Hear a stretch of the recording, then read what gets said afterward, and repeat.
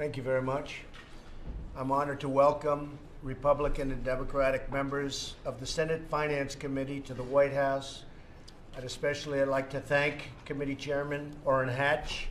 Thank you, Orrin. Thank you. And Ranking Member Ron Wyden for joining us today. Thank you very much. Thank you, Ron. Thank you, President. We're here to discuss our plan to deliver historic tax cuts for American families, businesses, workers. It will be the largest tax cut in the history of our country. Here are some of the highlights from our framework. We are doubling the amount of income that is taxed at the zero bracket. In other words, the zero bracket, many people will be able to take advantage of that bracket that are not in that bracket. We're increasing the child tax credit. We will end the estate tax, sometimes referred to as the death tax. We will cut the business tax rate from the highest in the developed world at 35% to no more than 20%. According to the Council of Economic Advisors, reducing the corporate tax rate from 35 to 20% would increase average household income by $4,000 a year. So each household, on average, would take in $4,000, and they'll go out and they'll spend that money, and that'll be great for the economy. We're cutting taxes on small businesses to the lowest rate in more than 80 years. For 30 million Americans who own small businesses, it will be a 40% tax cut. And they will thrive, and they will expand, and they will be happy. For at least the next 5 years, businesses and manufacturers will be able to expense the full value of new equipment in the year in which they buy it, something which nobody even thought in terms of, and something which will have, I think, one of the biggest impacts on our economy. We will impose a one-time low tax on trillions of dollars of wealth parked overseas to encourage companies to bring back those profits and bring them back home and spend the money at home where it belongs. Right now, they can't bring the money back in because of bureaucratic problems, because of certain legislation, and most importantly, because the tax rate is so high that only a very foolish company head would bring the money back in. I think the numbers could even hit the $4 trillion mark. People have been saying $2.5 trillion for many years, but we know it's now much higher than that.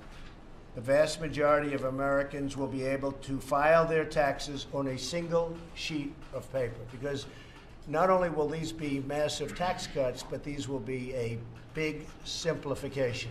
It's going to be a very big simplification. So it's really tax cuts and reform, but I focus on tax cuts because it's such an important weapon to get our country really moving. So we'll go from being one of the highest taxed nations in the world to one of the lowest tax, meaning more jobs, higher wages, and more products stamped with the words, "Made in the USA." This is a once-in-a-lifetime opportunity, in my opinion. This is something that will be really unique. The timing is right. I have had people on both sides, and I promise not to mention the name of the people on the other sides or names, but a lot of people are liking this very much, and I think we'll have tremendous support. We're going to restore America's competitive edge, rebuild America's middle class, very much aimed at the middle class, and renew the promise of the American dream.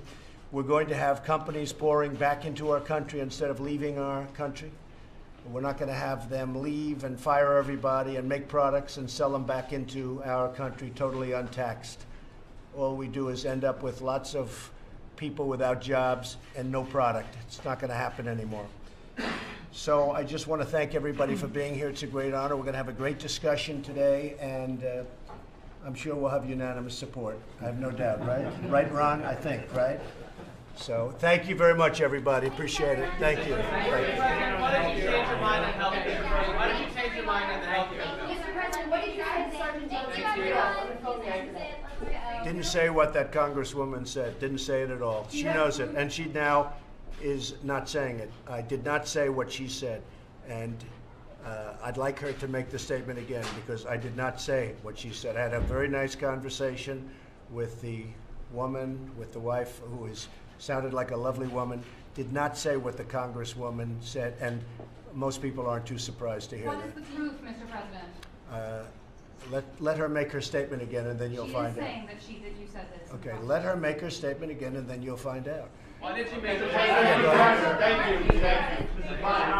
Let's go. Well, we'll see the bipartisan. We're going to see the bipartisan, and Lamar Alexander's working on it very hard from our side. And if something can happen, that's fine. But I won't do anything to enrich the insurance companies, because right now, the insurance companies are being enriched. They've been enriched by Obamacare like nothing anybody's ever seen before.